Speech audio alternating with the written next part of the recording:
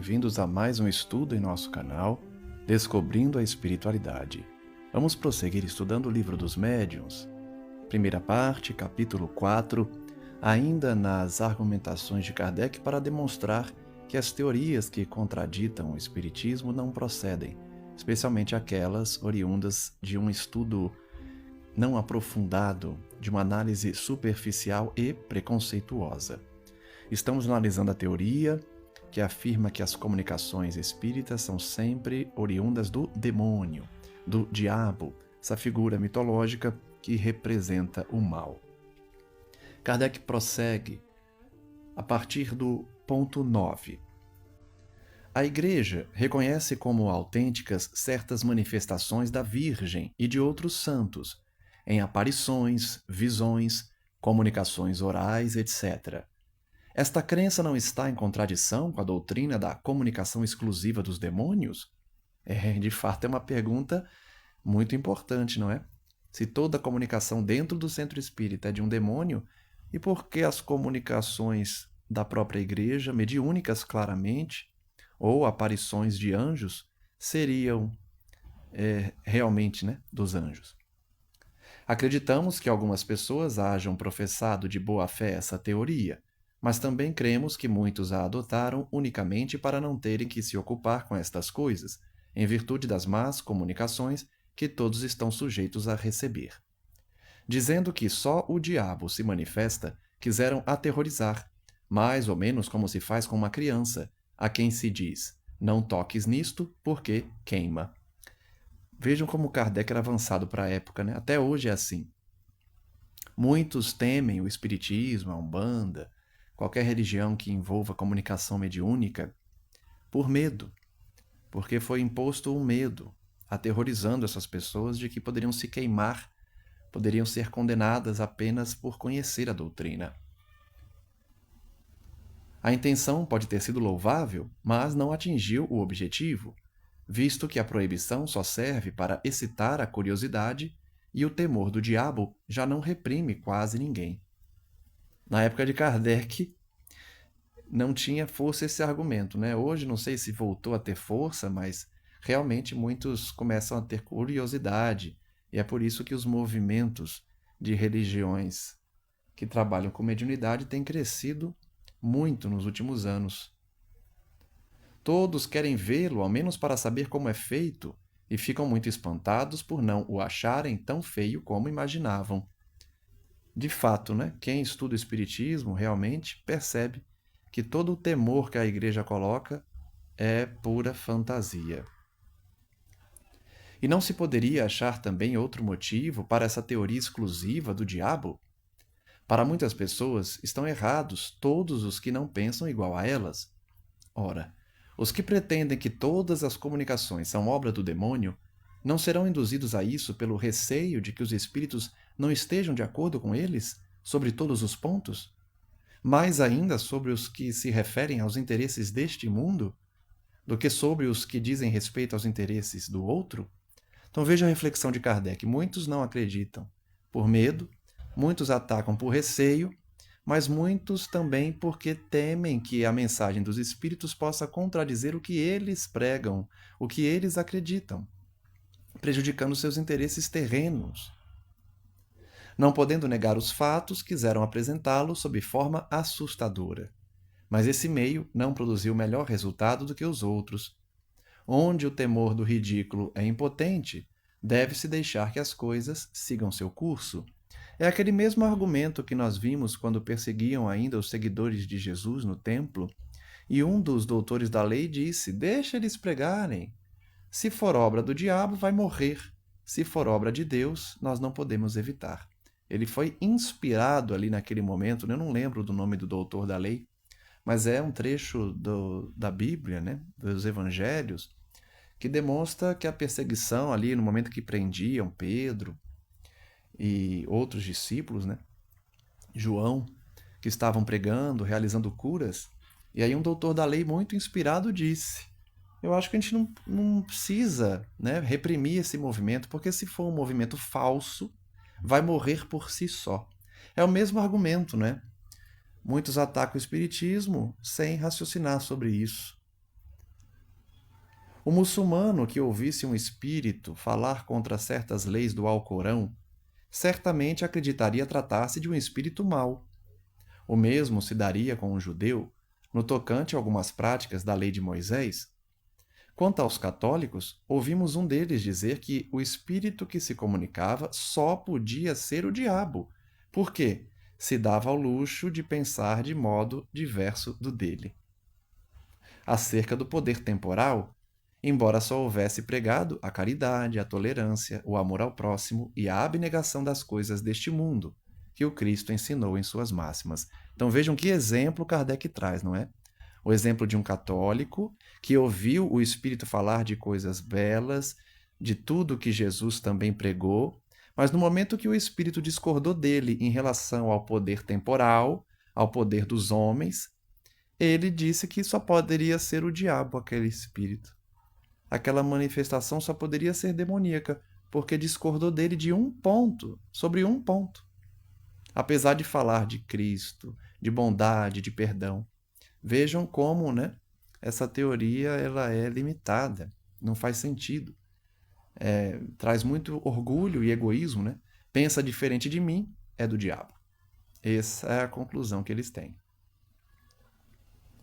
Não sendo os espíritos senão as almas dos homens, e não sendo estes perfeitos, deve-se concluir que há espíritos igualmente imperfeitos, cujo caráter se reflete nas suas comunicações. Entre eles é incontestável a existência de espíritos maus, astuciosos, profundamente hipócritas, contra os quais é preciso que estejamos em guarda. Vejam que Kardec já está entrando aqui no assunto propriamente da doutrina espírita, que é a classificação dos espíritos, que é a sua condição de homem, de pessoa humana, que viveu na Terra e continua imperfeito após a morte. Temos que, como aconselhou João, analisar se a mensagem do Espírito é de Deus ou não, porque pode ser um espírito imperfeito ou um espírito santo, um espírito de luz. Mas o fato de se encontrarem homens perversos no mundo é motivo para nos afastarmos de toda a sociedade? Olha que pergunta Kardec faz. Para a gente pensar, né? Para aqueles que dizem, não, veja, comunicar com os espíritos é perigoso porque tem espírito mau. Então, vamos proibir. Não pode comunicar com nenhum espírito porque existe espírito mau. Kardec está dizendo, você deixa de se comunicar com a sociedade porque existem homens maus? Então, por que você vai deixar de ouvir um espírito bom apenas porque existem também espíritos maus? É só fazer o critério, a análise. O próprio João no Evangelho, capítulo 4, versículo 1, se eu não me engano, diz, né? Analisa o que o Espírito fala, se ele é de Deus ou não. Deus nos deu a razão e o discernimento para apreciarmos os espíritos e os homens. É tão simples, né? É só analisar a mensagem. As pessoas têm um medo da mediunidade, têm um medo da comunicação espiritual. Escuta o espírito, vê o que ele está falando, analisa o que ele diz. Se ele fala bobagens, é um espírito inferior. Se ele fala coisas elevadas, é um espírito bom. Se ele finge ser bom, vai falar de coisas elevadas, mas logo vai se revelar. Então, analisa o que ele diz. É simples. O melhor meio de nos precavermos contra os inconvenientes que a prática do espiritismo pode apresentar consiste em fazê-lo compreendido e não em proibir o seu exercício. De fato, não adianta proibir. Primeiro que atiça a curiosidade, as pessoas vão querer saber por que foi proibido. Segundo que não faz sentido a proibição, já que na própria igreja também há mediunidade. Por que não haveria fora dela? Não é? Um temor imaginário só impressiona por um instante e não atinge a todos, ao passo que todos compreendem a realidade claramente demonstrada. 47. Sistema otimista. Nós vimos vários sistemas, né, no último estudo. Nesse nós vimos o finalzinho do sistema que diz que a comunicação mediúnica é obra demoníaca. E agora vamos para o sistema chamado de otimista. Ao lado dos que só veem nesses fenômenos a ação dos demônios, existem outros que só viram a manifestação dos espíritos bons. Presumem que a alma, por se achar liberta da matéria, deve possuir a soberana ciência e a soberana sabedoria, já que não dispõe mais de nenhum véu a lhe encobrir as coisas. Vejam como Kardec é sábio, né? Toda hora eu digo isso, mas ele de fato era muito sábio. Se existe aquele que diz que é tudo obra do demônio, também existe aquele que diz que tudo é obra de Deus, de espíritos bons. Como se o indivíduo, quando deixasse a Terra, se tornasse automaticamente anjo. A gente sabe que isso não existe, então também não faz sentido adotar a teoria otimista, o sistema otimista, que tem essa visão ilusória de que todo espírito comunicante é um espírito de luz. Repito, tem que se analisar o que o espírito diz para saber de que classe ele é, qual classe ele pertence. A confiança cega nessa superioridade absoluta dos seres do mundo invisível tem sido para muitas pessoas a causa de não poucas decepções. De fato, a palavra é muito própria, né? Decepção.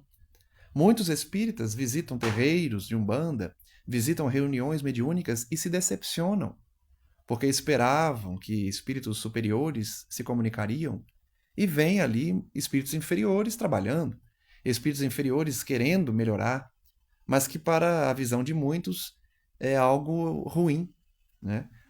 Como se os espíritos inferiores também não tivessem oportunidades dadas por Deus para trabalhar. Tem muito espírita que quer que só se comunique espírito puro, espírito de luz. Se fosse assim, ia comunicar um espírito por mês. E olhe lá, porque estamos num planeta que a maioria é imperfeita.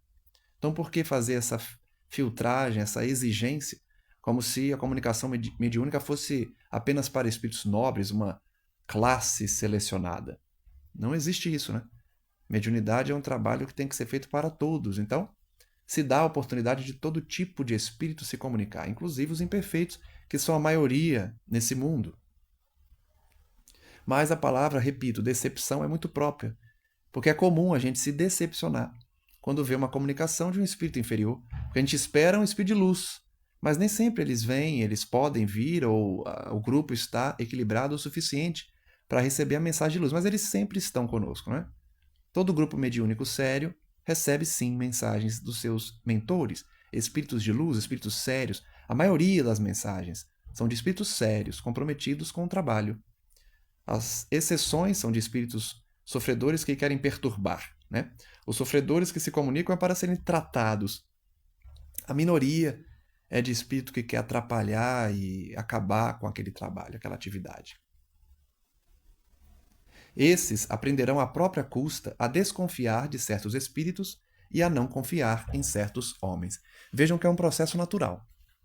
Quem começa acreditando nessa teoria, nesse sistema de forma absoluta, vai começar a frequentar terreiro, centro espírita, vai ver reunião mediúnica, achando que só espírito puro se comunica. Com o tempo, ele vai perceber que não é assim. Então, também é um aprendizado que leva tempo para aquele que adota esse sistema. A gente que está aqui estudando sabe que existem todo tipo de espírito, todo tipo de comunicação.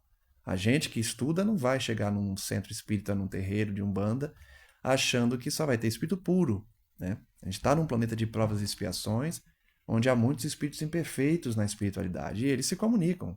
A espiritualidade permite e estimula isso. A comunicação via mediúnica, né, pela via mediúnica, ela é essencial para o resgate do espírito. Ela é essencial para o espírito despertar, para dar um choque, né, anímico, dar um choque magnético. Então a comunicação sim vai ocorrer com espíritos inferiores. Cabe a quem está assistindo, a quem está trabalhando, fazer essa filtragem, para não ser enganado, mas jamais proibir ou não desejar que um espírito inferior se comunique. 48. Sistema uniespírita ou monoespírita. Uma variedade do sistema otimista consiste na crença de que um único espírito se comunica com os homens, sendo esse espírito o Cristo, que é o protetor da Terra. Veja uma ilusão dessa teoria, né? É a mesma teoria que é abraçada na igreja quando acha que toda a comunicação dentro da igreja é do Espírito Santo, né? É do Espírito de Deus. É o mesmo sistema. Quando, em verdade, muitos espíritos imperfeitos, que já querem o bem, mas são imperfeitos, se comunicam. Então é uma teoria também absurda, né? Achar que todo espírito comunicante é o Cristo, pelo amor de Deus. Diante das comunicações da mais baixa trivialidade, de revoltante grosseria, cheias de malevolência, de maldade, haveria profanação e impiedade em supor-se que pudesse emanar do Espírito do bem por excelência, que é Jesus. Por isso que eu disse aqui, né? Pelo amor de Deus, acreditar nisso. Principalmente quem trabalha com mediunidade sabe da quantidade que tem de comunicação de espírito inferior. Achar que é o Cristo falando é realmente um grande absurdo. Ainda se poderia admitir a ilusão se os que assim creem só tivessem recebido comunicações inatacáveis. Então, acabei de falar, né? Se a pessoa só viu comunicação de espírito puro, ok. Ela pode se enganar e achar, nossa, toda a comunicação então é do Cristo. Todas as comunicações que eu vi foram de espíritos puros. Então só pode ser Jesus? Então, Kardec está dizendo, eu até aceito que algumas pessoas acreditem nessa teoria se elas só viram comunicações de espíritos puros. Mas alguém que já acompanhou outros tipos de comunicação, não dá para acreditar nessa teoria, né? Monoespírita. A maioria deles, porém, confessa ter recebido algumas muito ruins, explicando tratar-se de uma prova a que o espírito bom o submete ao lhes ditar coisas absurdas. Vejam como o ser humano tem a capacidade, né, de não enxergar algo que ele está incorreto e arranjar argumentos para ir pelas beiradas, né? A pessoa que acredita nessa teoria, que somente o Cristo se comunica pela via mediúnica, quando se depara com uma mensagem de baixo teor vibratório, uma mensagem muitas vezes infeliz e grosseira, eles falam: não, não, vejam, é Cristo, só que ele está nos testando. Essa declaração denota, né, a infantilidade da pessoa. Não quer enxergar a realidade e aí cria subterfúgios para continuar numa crença que é absurda. Assim, enquanto uns atribuem todas as comunicações ao diabo, que pode dizer coisas excelentes para tentar, outros pensam que só Jesus se manifesta e que pode dizer coisas abomináveis para experimentar os homens. Vejam que sempre os extremos são equivocados, não é? O extremo de dizer todas as comunicações são do diabo é um extremo equivocado. E o outro extremo, todas as comunicações são de Jesus, também é equivocado. Temos sempre que buscar o meio termo, né? O equilíbrio. Entre estas duas opiniões tão opostas, quem decidirá? O bom senso e a experiência. Dizemos a experiência porque é impossível que os que professam ideias tão exclusivas tenham visto tudo e visto bem. Como eu disse agora há pouco, só a experiência, né? Repete Kardec. Só quem trabalha com mediunidade pode perceber o quanto essas teorias são absurdas, porque de fato nós nos deparamos com mensagens de todo teor, de tipos de personalidade diversas, e não somente de uma, seja o diabo ou seja o Cristo. Até porque aprendemos no Espiritismo que nenhum médium suportaria dar uma comunicação de Cristo, não é? Se alguma vez Cristo mandou mensagem, foi por um intermediário ou foi por uma emanação do seu pensamento. Mas, na minha visão, né, é impossível que um médium encarnado possa dar uma comunicação direta do Cristo, a chamada incorporação. Quando lhes objetamos com os fatos de identidade, que atestam por meio de manifestações escritas, visuais ou outras, a presença de parentes, amigos ou conhecidos, respondem que é sempre o mesmo espírito, o diabo, segundo uns, o Cristo, segundo outros, que toma todas as formas. Então vejam como às vezes as trevas semeiam essas diferenças para trazer divisão, não é? É um absurdo achar que uma comunicação de um parente com detalhes, com voz, com às vezes transfiguração ali do rosto do médium, é sempre o diabo tentando enganar, mesmo que o parente venha trazer uma mensagem belíssima. Da mesma forma, é um absurdo achar que é o Cristo, né? Sempre.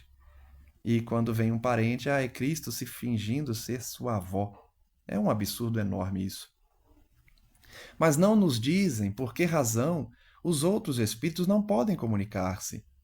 E com que objetivo o Espírito de verdade, Jesus, viria nos enganar, apresentando-se sob falsas aparências para iludir uma pobre mãe, fazendo-lhe crer que tem ao seu lado o filho, por quem derrama lágrimas. É a lógica de Kardec mais uma vez derrubando um sistema absurdo, né? Achar que Jesus vai se passar por um parente é tão absurdo quanto achar que é o diabo se passando por Emmanuel, se passando por Joana de Ângeles, para enganar os espíritas. A razão se nega a admitir que o mais santo de todos os espíritos se rebaixe a ponto de representar semelhante comédia. De fato, uma grande comédia pensar isso. Além disso, negar a possibilidade de qualquer outra comunicação não seria tirar do Espiritismo o que ele tem de mais suave, a consolação dos aflitos? Digamos pura e simplesmente que tal sistema é irracional e não suporta exame sério. 49. Sistema multiespírita ou poliespírita. Nós vimos então o sistema monoespírita e agora o poliespírita. Esse sistema diz: todos os sistemas que passamos em revista, sem excetuar os de sentido negativo, apoiam-se em algumas observações, embora incompletas ou mal interpretadas. Se uma casa for vermelha de um lado e branca do outro, aquele que a houver visto apenas por um lado afirmará que ela é vermelha. Outro declarará que é branca. Ambos estarão em erro e terão razão. No entanto, aquele que a tenha visto dos dois lados dirá que a casa é vermelha e branca, e só ele estará com a verdade. Dá-se a mesma coisa com a opinião que se forme do Espiritismo. Pode ser verdadeira com relação a certos aspectos e falsa se generalizarem o que é parcial. Se tomarem como regra o que constitui exceção e como todo o que é apenas parte. Mais uma vez, a razão de Kardec, demonstrando quão é importante conhecer o todo, né? Nessa figura aí da casa com a parede vermelha e outra branca, como se simbolizasse ali o espiritismo, conhecer as duas paredes, estudar a fundo essa casa, adentrar essa casa, ver os detalhes, para justamente saber da verdade e não ser enganado. O mesmo se dá com o espiritismo. Estudemos o que fazemos aqui diariamente, né, no canal. Estudemos cada vez mais para termos a concepção da verdade e não apenas analisar uma das paredes, um dos lados da questão. É por isso que dizemos: quem quiser estudar seriamente esta ciência deve observar muito e durante muito tempo. Eu faço o seguinte comentário, né? Só aqui nesse canal, olha quanto tempo tem, alguns anos já, e a gente não chegou nem na metade, longe da metade da doutrina espírita. Olha quanto tempo estamos estudando. Se eu não me engano, já vamos para 4 anos ou 5, né? Eu não sei exatamente, mas são já alguns anos que estamos estudando a doutrina espírita aqui no canal. E ainda estudaremos. Eu vou desencarnar, eu espero, bem velhinho, e estaremos estudando a doutrina sem dúvida. Até porque, espero eu que até lá muitas revelações cheguem, né? Nos novos tempos que estão aí. Mas continuemos. É preciso muito tempo para conhecer toda essa casa, todas as paredes dessa casa, na simbologia que foi dada aqui. Só o tempo lhe permitirá apanhar os detalhes, notar os matizes delicados, observar uma porção de fatos característicos que lhe serão outros tantos raios de luz. E aqui mais uma observação. No canal nós estudamos a teoria. Tem a parte prática, que em tese cada um de nós vai buscar aí nos centros espíritas, né?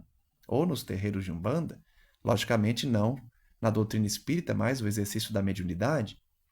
Então, aqui é a parte teórica do espiritismo. A parte prática está nos centros espíritas, que o aprendizado ainda é maior, ou pelo menos nós vemos na prática o que estudamos aqui. Então ainda tem essa questão. Estamos há anos estudando a teoria.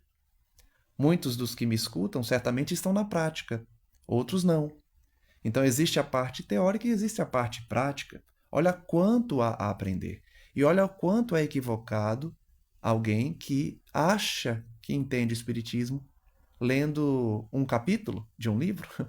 Às vezes nem isso. Não leram nada, apenas ouviram do pastor, do padre, viram um vídeo na internet, pronto. São sábios conhecedores do Espiritismo, quando na verdade não sabem de nada do que acontece na doutrina. Se, porém, se detiver na superfície, expõe-se a formular juízo prematuro e, consequentemente, errôneo. Acabamos de falar, né? Quem fica na superfície vai julgar o Espiritismo e os espíritas e vai errar muito nesse julgamento.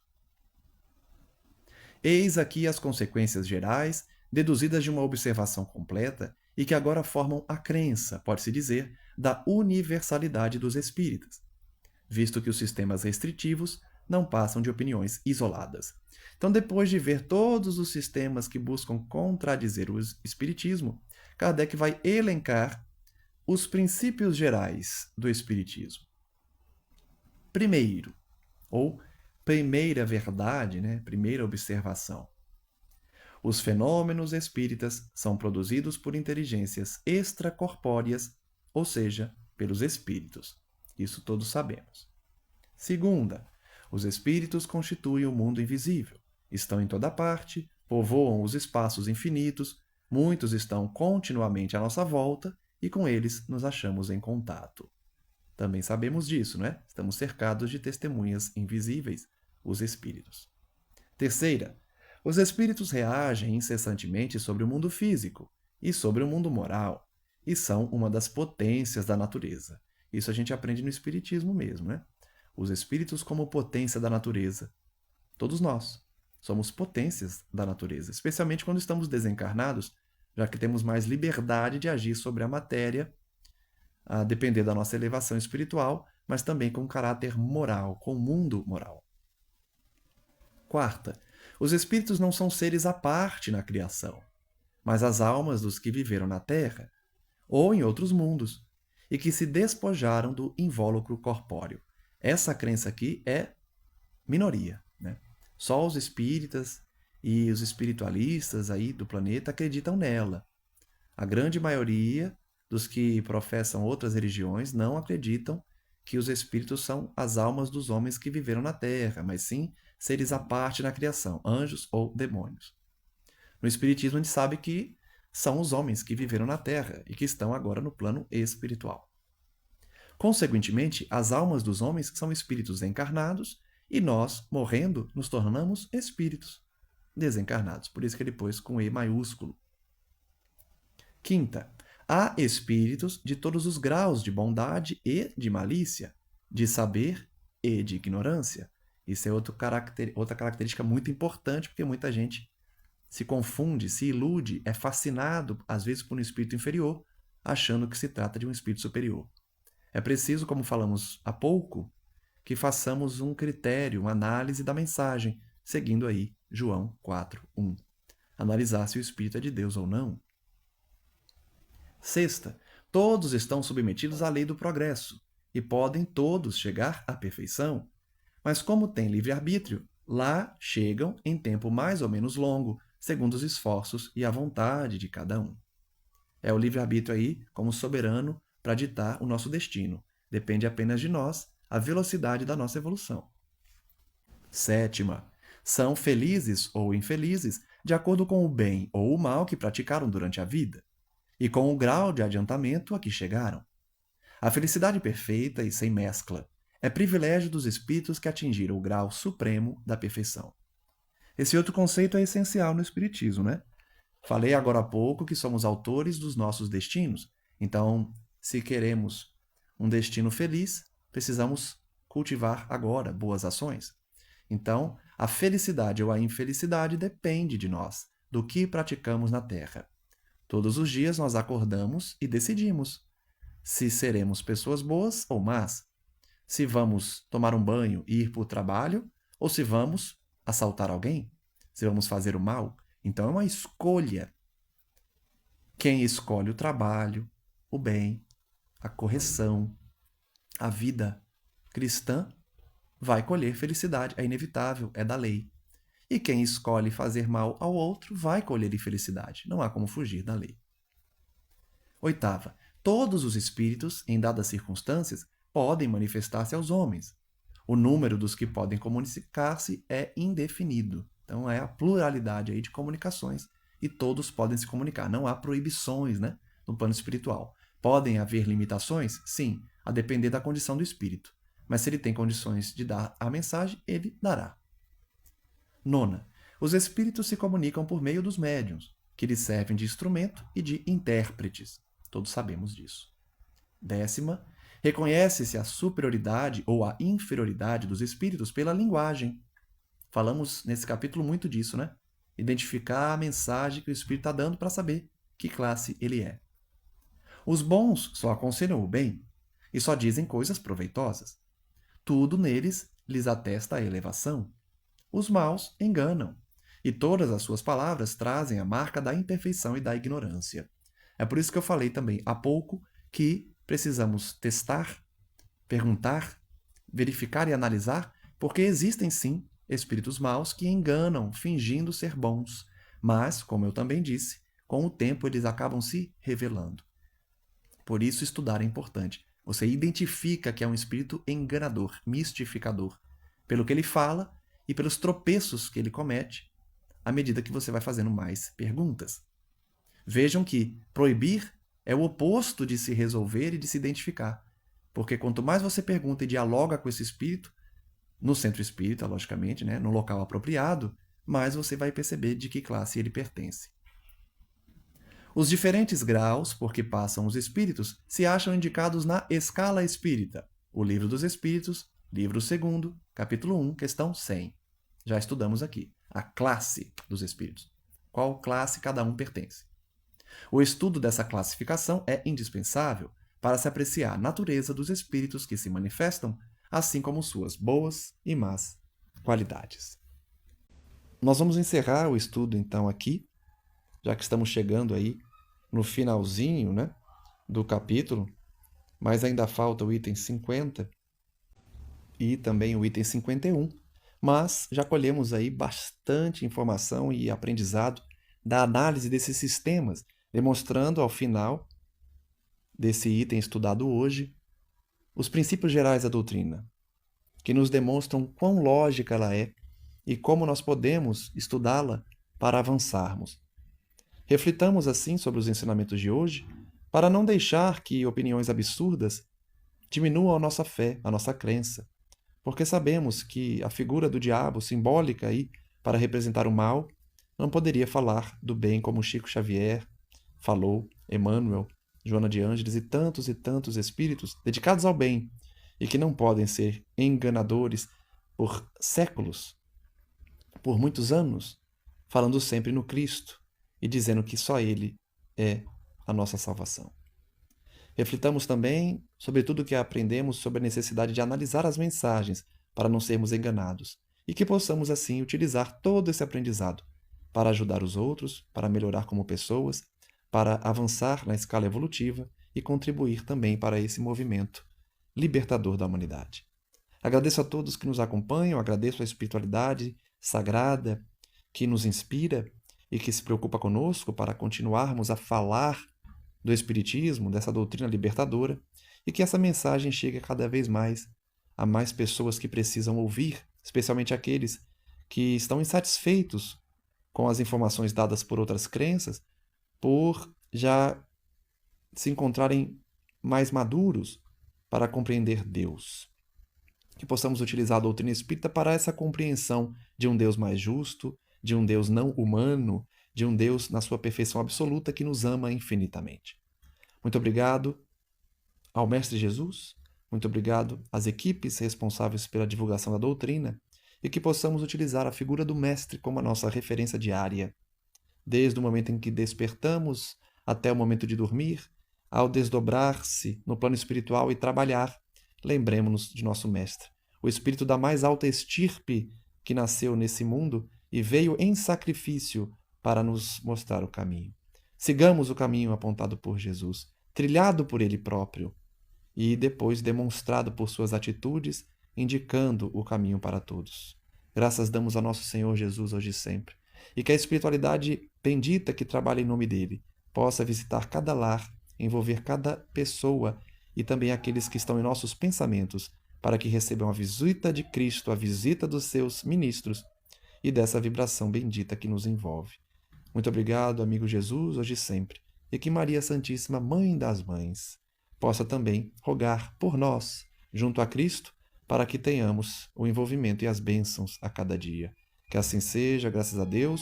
Um forte abraço a todos e até o próximo estudo.